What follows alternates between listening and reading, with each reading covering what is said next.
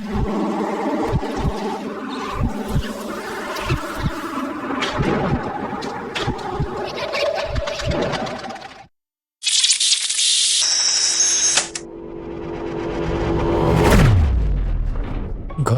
১৯৮০-র দশকের মাঝামাঝি সময়ের।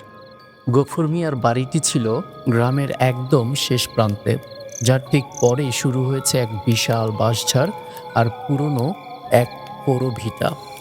গফুর মিয়ার স্ত্রী সবেমাত্র ১ মাস আগে এক পুত্র সন্তানের জন্ম দিয়েছেন। বাচ্চা হওয়ার পর থেকেই বাড়িতে অদ্ভুত সব ঘটনা ঘটতে শুরু হলো। মাঝরাতে হুটহাট টিনের চালে ভারী কিছু হাঁটার শব্দ হতো, আবার কখনো কখনো মনে হতো কেউ যেন জানালার খড়খড়ি দিয়ে ভেতরটা দেখছে, কিন্তু বাইরে গেলে কাউকেই পাওয়া যেত না। এক বৃহস্পতিবার সন্ধ্যার কথা। বাড়িতে তখন গফুর মিয়া ছিলেন না, তার স্ত্রী একা ছিলেন। গ্রাম বাংলায় কথা আছে যে প্রসূতি মা ও নবজাতকের শরীরের গন্ধে নাকি অশরীরী আত্মাদের খুব টানে। মা তার বাচ্চাকে বিছানায় শুইয়ে দিয়ে পাশের ঘরে পানি আনতে গিয়েছেন।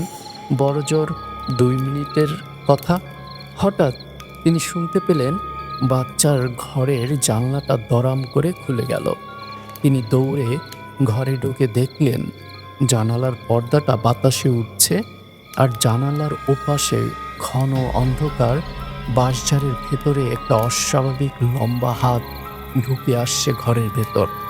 হাতটা মানুষের মতো নয়, আঙুলগুলো লিকলিকে এবং চামড়াটা ছাইয়ের মতো ধূসর। সবচেয়ে ভয়ঙ্কর ছিল যা তিনি দেখলেন, ঘরের কোণে ছাদের সাথে মিশে এক বীভৎস প্রাণী ঝুলে আছে।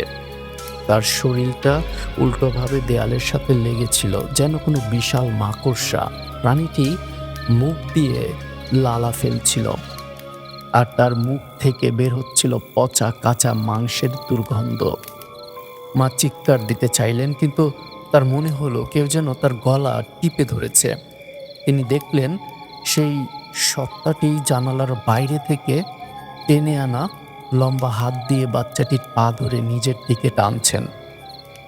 প্রাণীটির দাঁতগুলো মানুষের মতো নয়, বরং সূচালো এবং ছোট ছোট। সে বাচ্চাটির পেটের দিকে কামড় দেওয়ার জন্য মুখ হা করল। ঠিক সেই মুহূর্তে গফুর মিয়া বাইরে থেকে লোহার শিকল হাতে বাড়িতে ঢুকলেন। লোহার শব্দ পাওয়া মাত্রই সে বাচ্চা খেকো সত্তাটি এক মুহূর্তের জন্য থেমে গেল। গফুর মিয়া ঘরে ঢুকে যখন আয়াতুল কুরসি পাঠ করতে শুরু করলেন, তখন সে প্রাণীটি বাচ্চাটিকে বিছানায় আছাড় দিয়ে ফেলে দেয় এবং জানালা দিয়ে এক লাফে বাইরে বেরিয়ে চলে গেল। কিন্তু সেটি মাটিতে নামেনি। গফুর মিয়া টর্চ চালিয়ে দেখলেন বাঁশঝাড়ের ওপর দিয়ে বড় বড় বাঁশগুলোকে এক হাতে বাঁকিয়ে সেটি বাতাসের গতিতে বনের গভীরে মিলিয়ে যাচ্ছে।